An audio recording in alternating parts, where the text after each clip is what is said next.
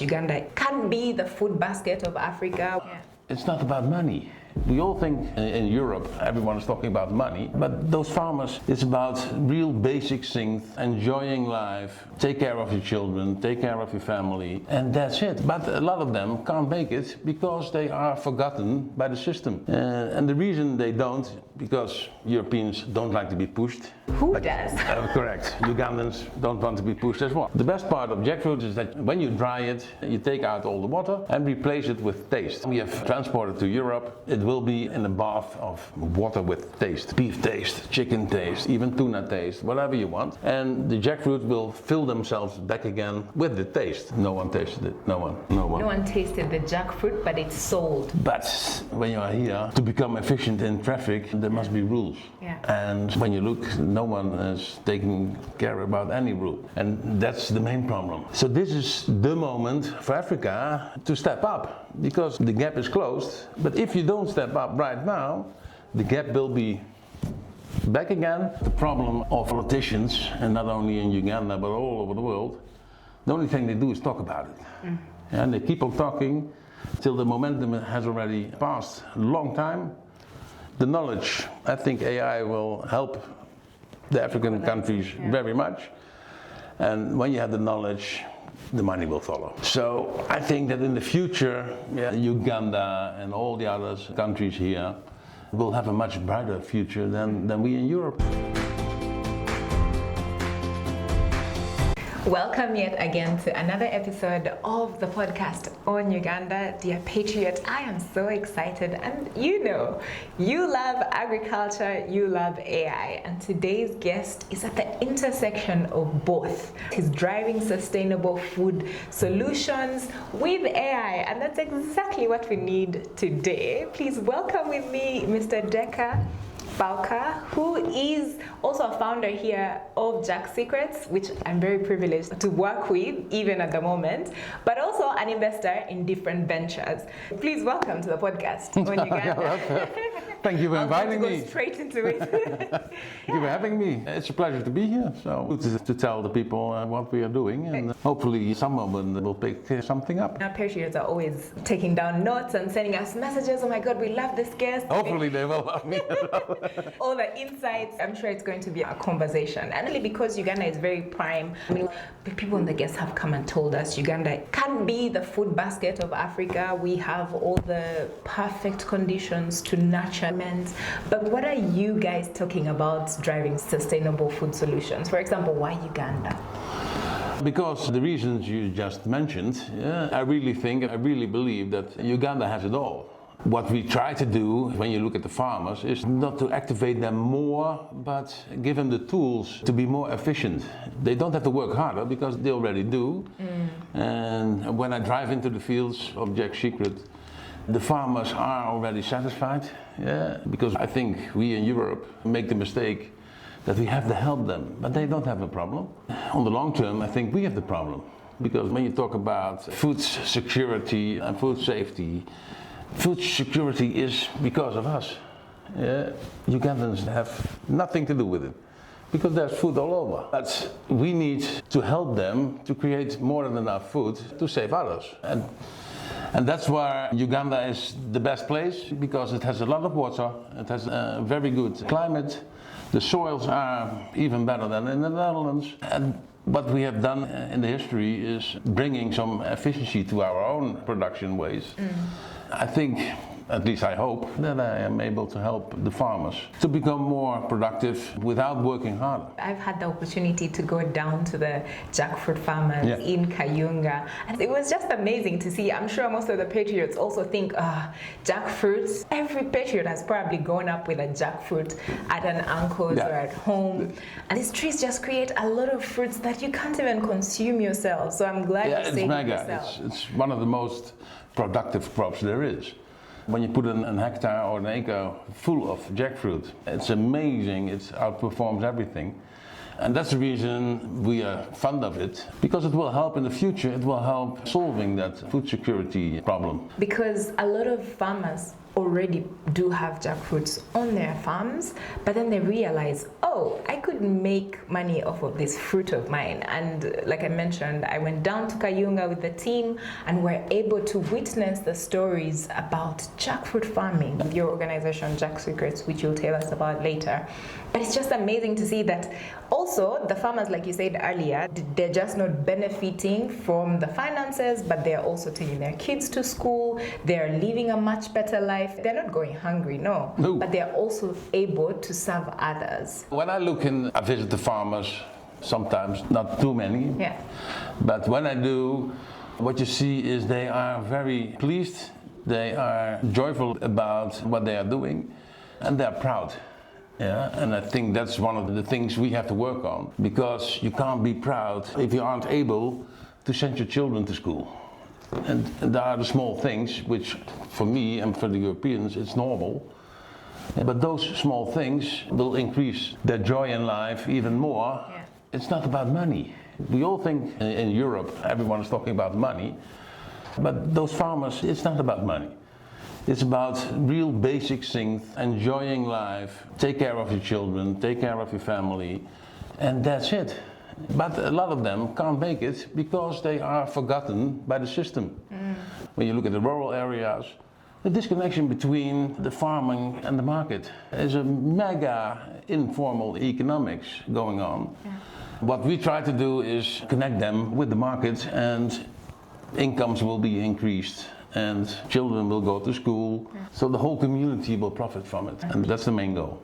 That's nice, because earlier you talked about efficiency. At the end of the day, you want the farmers to be able to perform even much more effective with what they have now, to be able to produce more. We'll still go back to Jack Secret. So what inspired Jack Secret? Because not only are you just within jackfruit farming, but also other crops. And you're saying that you're connecting the informal markets or the farmers with their products to other... Yeah, our latest idea is to set up hubs in the rural areas where we put organic waste in the center of everything.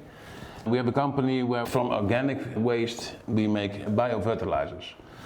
And when farmers in the rural areas will bring us the organic waste, and most of the things now are used for landfilling, etc., which isn't very sustainable. So when they bring it to us, we create the biofertilizers with it, and we give them to the farmers.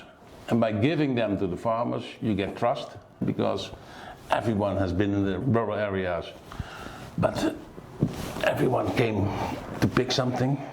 No one ever brought something. So we are bringing free fertilizers to increase their production, efficiency, to make their soil better. And you will see that without doing anything, just using the biofertilizer, production will increase. Crops will be healthier, better, and better crops means more money.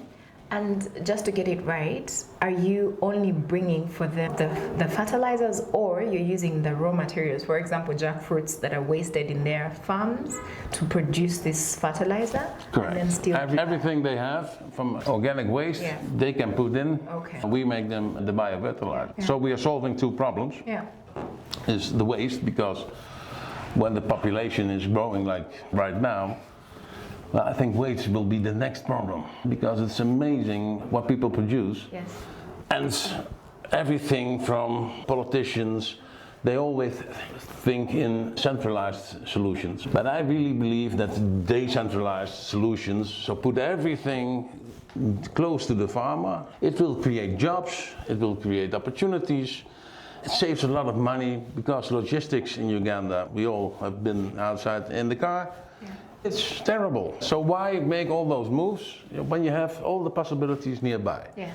And our hubs are creating those possibilities to, well, produce dry jackfruit or avocado oil, pressing at the hub.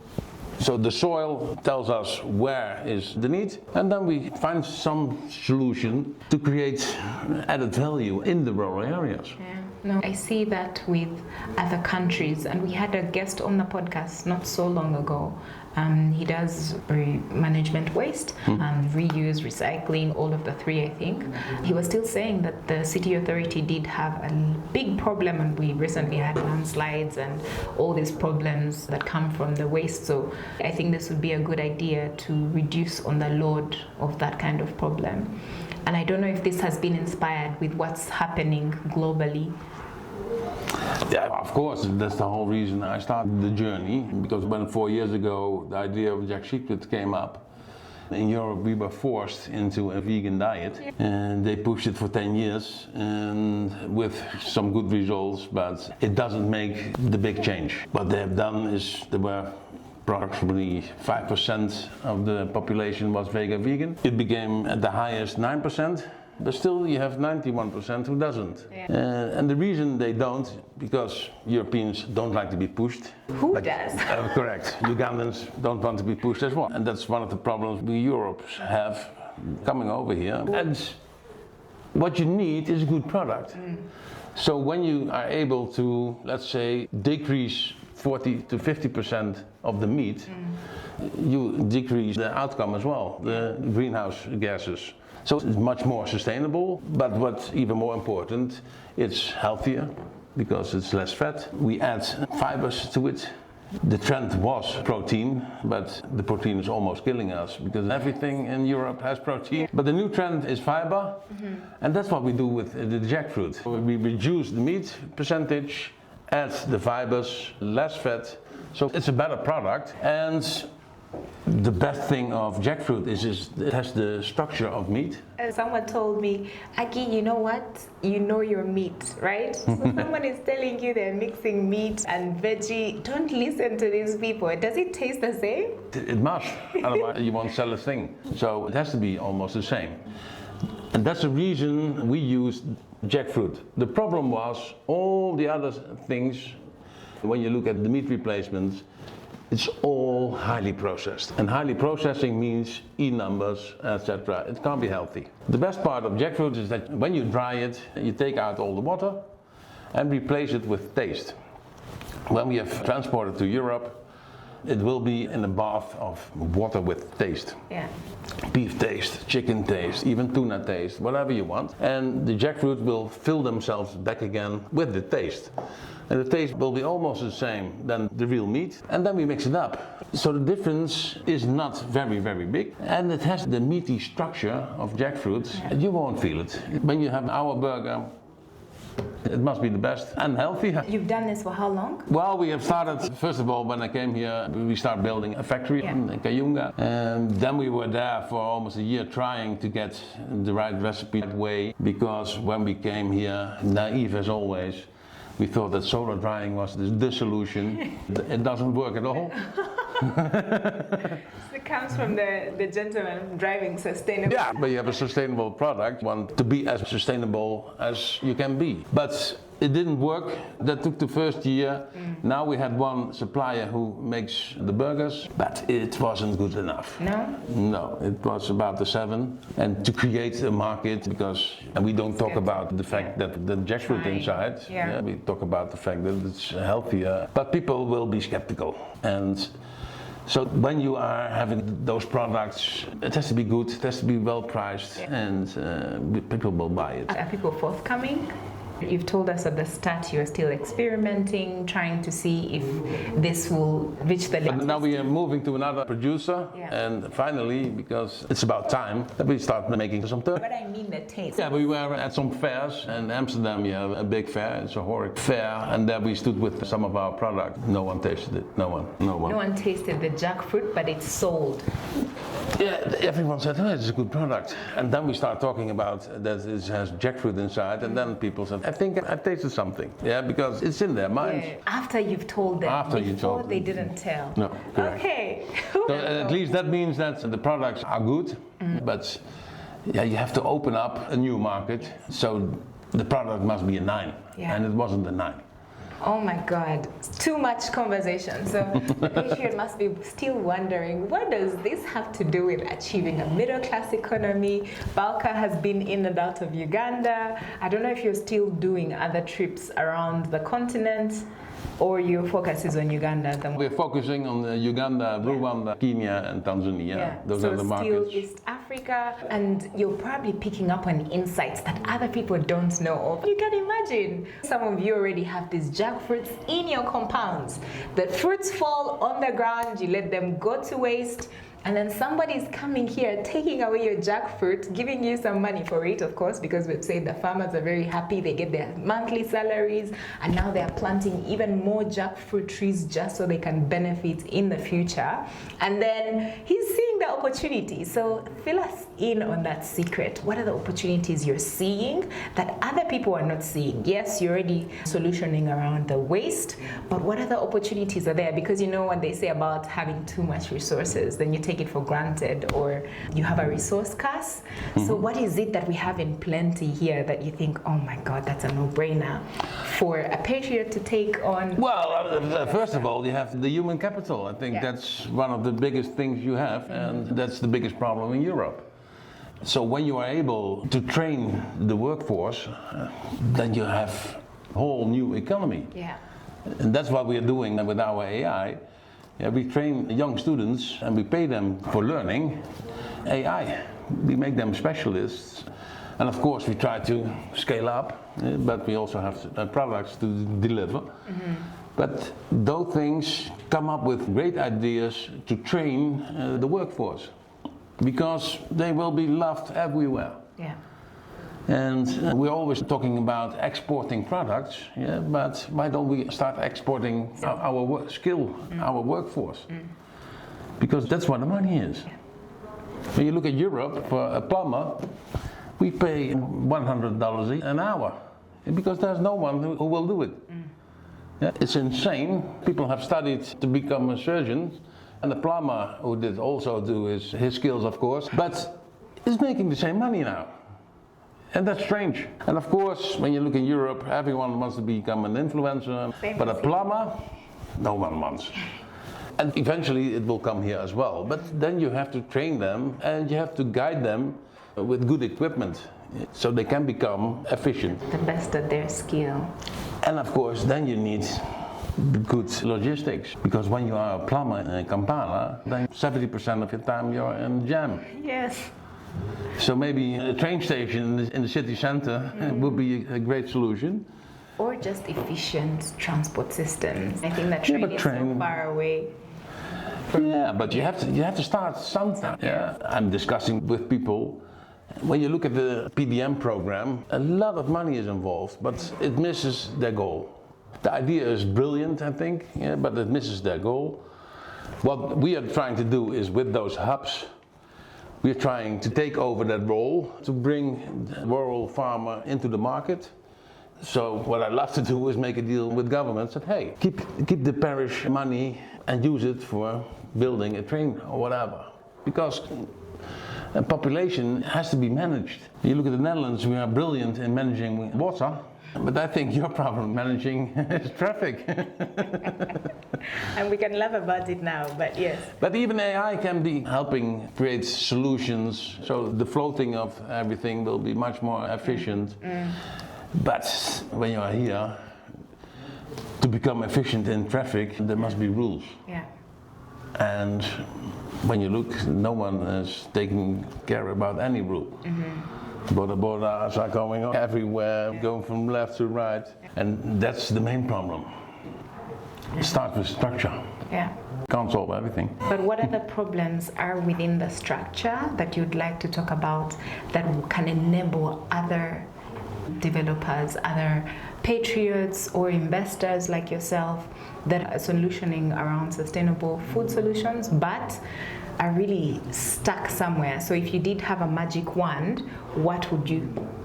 Well, I think the magic wand in this period is AI, because there's always been a massive knowledge gap between Europe and Africa. And you can't blame them. But now, even in Europe, AI is starting from point zero as well. In Europe, in America, some of the people are way ahead, but the majority doesn't know anything about AI. They use AI like they use Google, and all the opportunities aren't used. So this is the moment for Africa to step up, because the gap is closed. But if you don't step up right now, the gap will be back again and will accelerate faster than ever because AI is going that fast. So yeah, I think that, and that's what we try to do, but I can't do it alone. Put people in training, yeah, make them AI compatible to all the systems there are. So then they can start from home, so they don't even have to leave the country and help problems all over the world, because that's the biggest thing from AI. You can work remote. And that's the biggest challenge there is in the country. And the bad thing in Uganda is that they don't have data. The problem is Europe, we already have a lot of systems and they are disconnected. So we choose a tunnel and we're in it and we can't get out anymore. Uganda starts from nothing. Everything is written down, everything is on paper. A bit of data. Yeah, but trust me, it's not. The problem of AI is when your data is dirty, is not clean, then AI will accelerate the dirt as well. So when you start with only 3%, which isn't the truth, in the AI multiplier, let's call it like that, then the 3%, the 30%, and you can throw away all the data. So you have to rebuild it from zero. But it starts with setting up an infrastructure. Because when you look at me, I can be Mr. B. Dekker, I can be Mr. Bauke Dekker, I can be Mr. Bauke, all kinds of names. In that system, it's me. In the other system, I'm someone else, and they don't connect. So the NIN number you have here in Uganda will be the key. And so every system has to be connected to each other. So it will be one platform. And that's what we are trying to, with Plexaris, our AI company, trying to build and help the people of Uganda as well. And I know you're talking to some policymakers. Yeah. Your recommendations? What my recommendations are, embrace it and start moving, because the problem of politicians, and not only in Uganda but all over the world, the only thing they do is talk about it. And they keep on talking till the momentum has already passed a long time, and businessmen are taking the lead. I'm building. Just the last week we finished an app to file a report at the police from a distance with your phone, voice controlled, in your language, just to open up the system and create data. Fresh data. Yeah, but I don't need the data which is already there. It's filthy. So we create fresh data, help the people to enter, because for 90% of the Ugandans the legal system can't be reached. Lawyers aren't affordable, everything is wrong in that system, and that's what we try to solve. We're building a healthcare platform just to make healthcare more efficient. A media and communication platform, creating AI, newspapers, and that kind of things. So the whole 6 platforms we are building at Plexaris, and they will be ready in 12 months.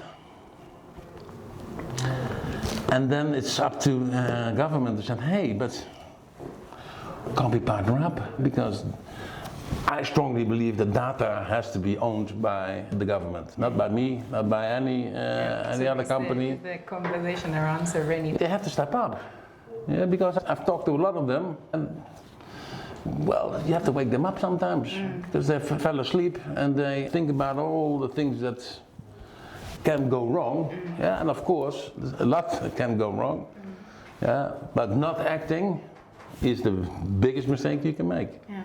Because normally 1 month is in AI 1 year. Yeah, I mean today with Claude or even ChatGPT today makes images. All the apps today are not sleeping. They are reinventing themselves just to provide exactly efficiency that we need. You can build a website in a day. 5 minutes, yes. Well, even when you're good in 5 minutes.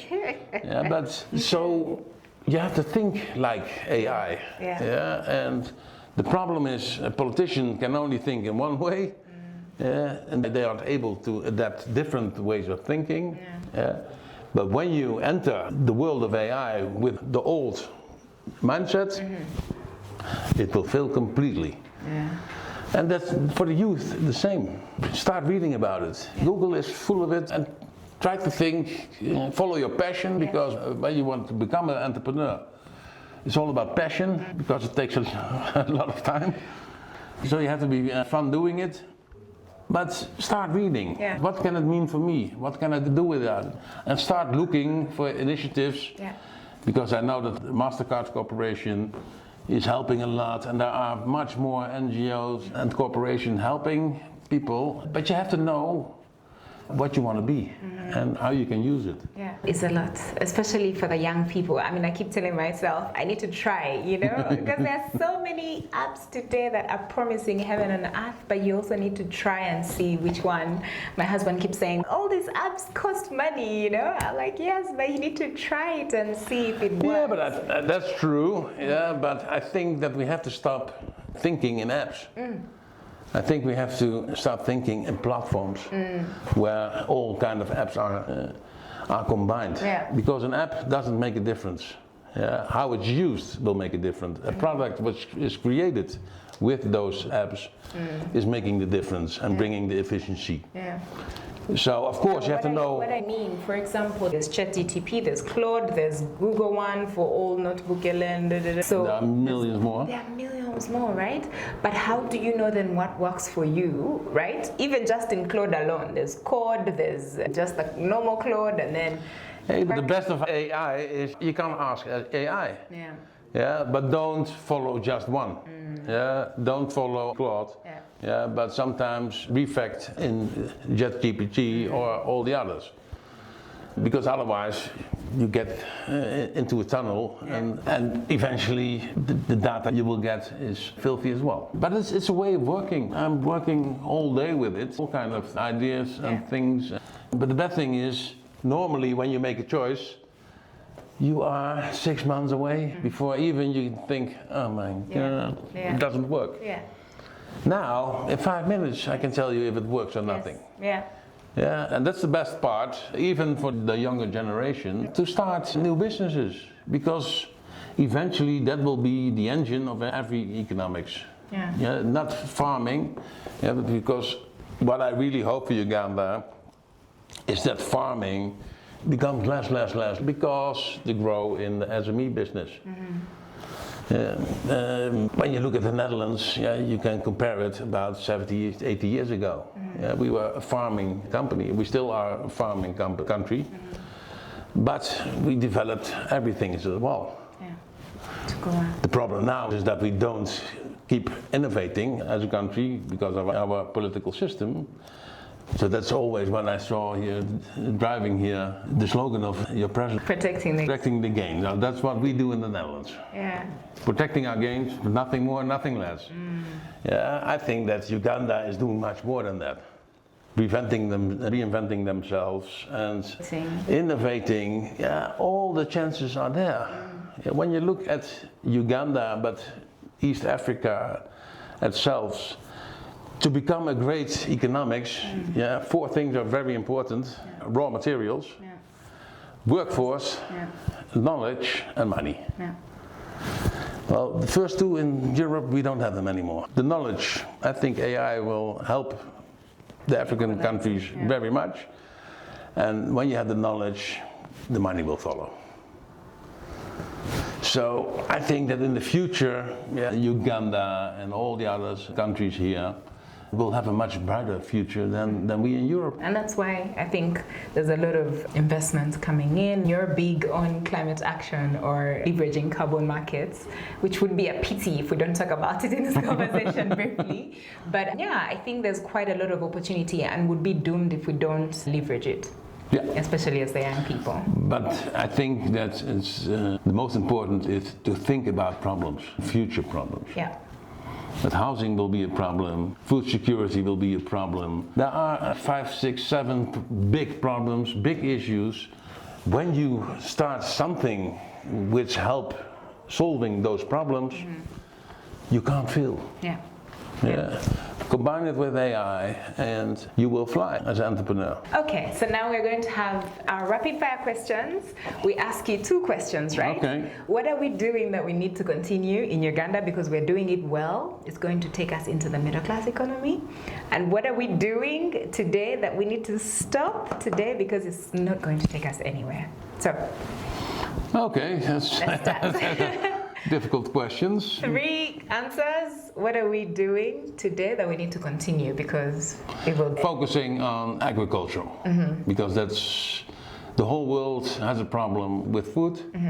The food is here, the environment is here, the climate is here, everything is here. So that focus definitely have to continue. I think the Paris program is failing, but the idea is brilliant because there is where the gains are. Yeah. But agricultural, keep doing it. The rest will follow. Yeah. The third? The third? So what's the third? That they should keep doing. Focusing on the youth. Youth unemployment is a big issue, but it's the biggest challenge there is. When you solve that problem, future will be booming. Wonderful. Because that's the future, and come up with ideas which help them to get jobs, become entrepreneurs, and well, then the wish of outperforming agricultural will be here very soon. Okay. And the stuff we need to cut out, the stuff we need to stop doing because it's not going to take us anywhere. Corruption. Okay. Yeah, because it doesn't bring you anywhere. But you have to pay people fairly. When you are a policeman and you don't earn anything, then you have to do something to feed your children. Yeah, there was a policeman who was trending in Amsterdam. Well, he was on TikTok, but he's a Ugandan policeman. Yeah. They were bashing him that, oh, why did he have to leave Uganda and clean the streets of Amsterdam? And he's like, well, I earn $20 an hour, and that is way more than I could have earned in Uganda or something. Yeah, and that's a problem, because when you don't treat people the way they should, they start thinking about other solutions. And then the corruption will be there. You can't blame them. People have to eat, people have to feed their children, go to school, etc. Yeah. So the system has to change, but you can't do it overnight. Yeah. But they should stop doing. Yeah. Well, what I think is that Ugandans are humble. Stop doing that. Yeah? Yeah. What do you mean, humble? Well, they always put themselves a bit down. Belittling themselves. Yeah. Why should they? Why should you? Step up. You have the brightest future of all. Trust me. You have all the opportunities there. Come up, step up, and go for it. Okay. The third? I think that is very clear. Step up. Yeah, you have to step up. Yeah. Don't expect another to do it for you. Yeah. Also, don't expect free stuff. Free money isn't there. Yeah, it will bite you somewhere. And the third one, they have to stop pushing wildlife. You can't win from Tanzania, Kenya, and South Africa. Yeah, you have to come up with something new. Gorilla, birds, something those countries don't have. When you look at the marketing of Kenya, they are claiming the Kilimanjaro if it's theirs. Well, you can't beat them. So try to come up with a different song, because you have lovely people, lovely weather, you have Victoria Lake, birds, gorilla, it's unique. Yeah. I think that they should stop fighting Tanzania and Kenya. You won't win. No, I think they've diversified the portfolio. I think that you talked about the people, and when people come here, they actually appreciate it, to see how friendly and warm people are. Yeah. So it's continuing to change. So I think we will be one of those destinations. I mean, we've been voted by the CNN, by all these travel or tour recommenders, the tour packages that we are. But even in the tourist business, it can take over a lot. They'll make it much more easier to be there where you want to be. Yeah.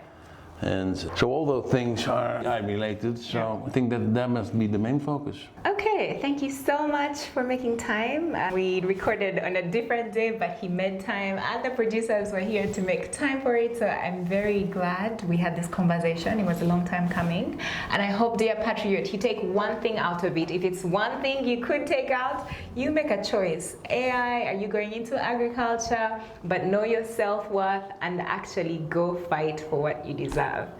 That would be my takeout. What would be your takeout? I couldn't do better. Thank you so much. Thank you very much for having me here. Yeah. It was a pleasure. Absolutely.